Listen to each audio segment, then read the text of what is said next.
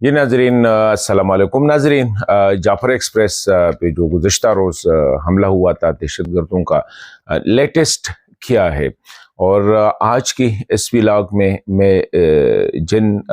Aspects پہ اس پہ بات کروں گا وہ یہ ہے کہ ٹوٹل یرغمالی کتنے ہیں اور یرغمالیوں کو کہاں لے گئے ہیں۔ دوسری بات یہ ہے کہ اٹیکرز کتنے تھے، اور یہ جو BLA ہے بلوچ لبریشن فرنٹ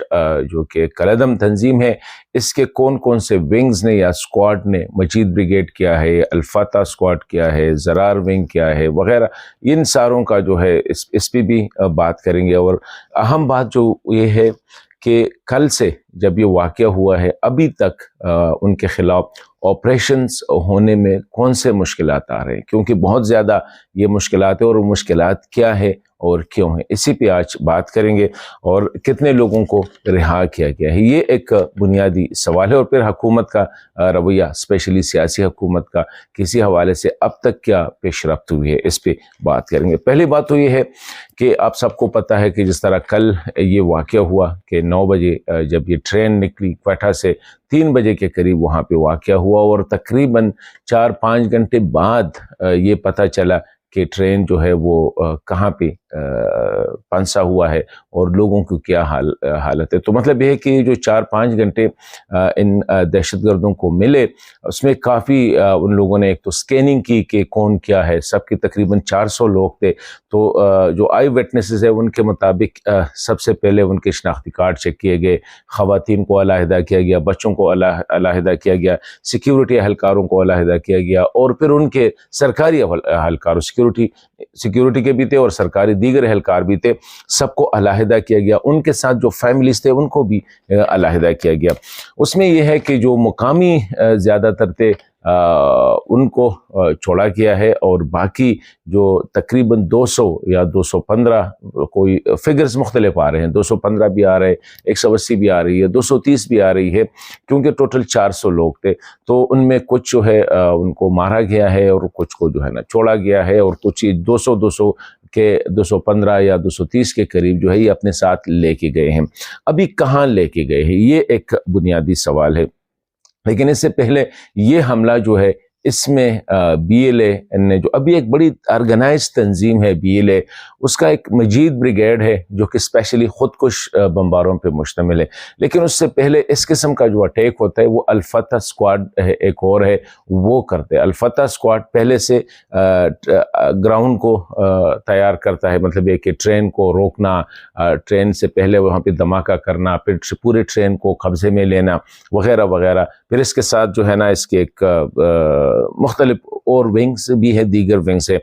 تو جب وہاں ان کو لیا گیا تو یہ جو 200 پلس جو لوگ ہیں ان کو یہ کہا جا رہا ہے کہ کیونکہ یہ علاقہ جو ہے اسے نہ سیکیورٹی فورسز اتنے واقف ہیں، لیکن یہ لوگ تو انہی علاقوں کے ہیں، ان کو تو اچھی طرح پتہ ہے، پہاڑوں میں لے گئے ہیں، کہتے دور بہت زیادہ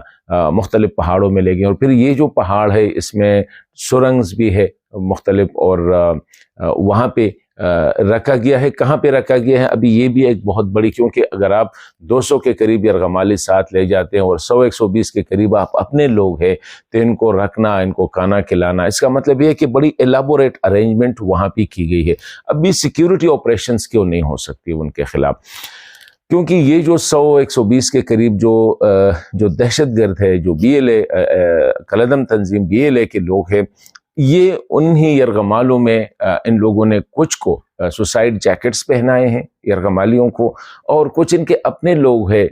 جنہوں نے سوسائڈ جیکٹس پہنے ہوئے ہیں، جس طرح یہ جو مجید بریگیڈ کے لوگ ہیں، اور وہ ان یرغمالیوں میں ہیں۔ تو انفارم کیا گیا ہے سیکیورٹی فورسز کو، جو میسیج دیا گیا ہے وہ یہی ہے کہ اگر وہ آپریشن کریں گے تو یہ جو 200-220 یرغمالی ہے ان کو بھی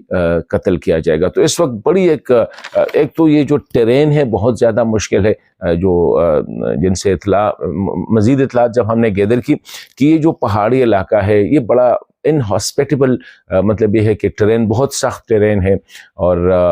چٹیل پہاڑ ہے، اور دوسرا یہ ہے کہ یرغمالی ہے، اور یرغمالیوں میں سوسائڈ جیکٹس پہنے ہوئے خودکش بمبار بھی بیٹھے ہوئے ہیں، ساتھ ہی یہ بھی لوگ ہیں۔ تو اگر ڈرون کا استعمال کیا جاتا ہے یا ہیلی کاپٹر کا استعمال کیا جاتا ہے تو اس سے نقصان جو ہے نا وہ یرغمالی کو ہوتے ہیں۔ دوسری سائڈ پہ پاکستان کو مشکل کیا ہے سیکیورٹی اداروں کو کہ اس مسئلے کو جلد از جلد نمٹانا ہوگا، کیونکہ جتنا یہ پرولانگ ہوتا ہے انٹرنیشنل پریس میں اس کو سپیس ملے گی، بین الاقوامی سطح پہ اس پہ ڈسکشن ہوگی، تو یہ مشکلات بھی ہے۔ ادھر سے یرغمالیوں کا مسئلہ بھی ہے، ادھر سے جو دہشت گرد ہے ان کی تعداد کا بھی یہ ہے۔ لیکن ایک آخری سوال جو میں پوچھنا چاہ رہا ہوں وہ یہ ہے کہ جب میں نے پوچھا کہ ان کو کیسے پتہ چلا کہ اس ٹرین میں جو ہے نا کتنے حکومتی اہلکار ہے، کتنے سیکیورٹی کے اہلکار ہیں، ان کی فیملیز بھی ہے، یہ ایک بنیادی سوال ہے کہ انہوں نے پہلے سے یہ ایک دن کا کام نہیں ہوتا ہے کہ آپ بس ٹرین ادھر سے نکلی اور ادھر سے آپ نے ٹرین کا راستہ روک لیا، اس طرح نہیں ہے۔ اس سے پہلے بڑی ڈیٹیل ٹریننگ ڈیٹیل ریکی کی گئی ہے اور بڑی ڈیٹیلنگ میں گئے ہیں کہ کہاں پہ ٹرین کو روکنا ہے۔ مطلب یہ ہے کہ اس ٹنل کو سلیکٹ کرنا کہ جو ہی ٹرین ٹنل نمبر 8 سے نکلا وہاں ان کو جو ہے نا روکا گیا، وہاں پہ آگے سے بلاسٹ کیا گیا، ان کا راستہ کاٹا گیا اور پھر اس کے بعد جو ہے نا ٹرین کو قبضے میں لیا، اور ٹرین کو قبضے میں لینے کے بعد ان سے لوگوں کو نکالا، ان کی چیکنگ ہو گئی، مطلب پورا ڈیٹیل۔ پھر ان کو کہاں پہ لے جانا ہے یہ بھی پہلے سے طے تھا کہ کہاں پہ لے جانا ہے، کتنے لوگوں کو لے جانا ہے، کیپیسٹی ان کی کتنی ہے، کس طرح اپنے آپ کو پروٹیکٹ کرنا ہے۔ تو یہ ساری چیزیں ایک دم نہیں ہوئے کہ ادھر سے ٹرین نکلا اور وہاں سے ان لوگوں نے یہ کام کیا، بلکہ بڑی یہ جو پلاننگ ہے یہ ہو سکتا ہے کہ ہفتوں پہ یا مہینوں پہ یہ محیط ہو، کیوں ان کو پتہ ہے کہ ابھی روزہ ہے، عید کے دن آنے والے ہیں، تو فیملیز لوگ جو ہے نا اپنے اپنے علاقوں، کوئی پشاور جائے گا، کوئی پنجاب جائے گا، کوئی سندھ جائے گا، تو لوگوں نے شفٹ کرنے ہیں۔ تو اطلاعات کے مطابق نہ صرف یہ بھی کہتے ہیں رپورٹس، ابھی وہ انویسٹیگیشن ہو رہی ہے کہ ڈپارٹمنٹ کے اندر بھی ان کے لوگ ہو جنہیں اطلاع دی ہو کہ کتنے لوگ اس ٹرین میں سفر کر رہے ہیں اور کون کون، کیونکہ ظاہری بات ہے ان کے نام وہ سارا پتے اس میں ایڈریس ہوتے ہیں۔ تو یہ ابھی یہ انویسٹیگیٹ ہوتا جا رہا ہے،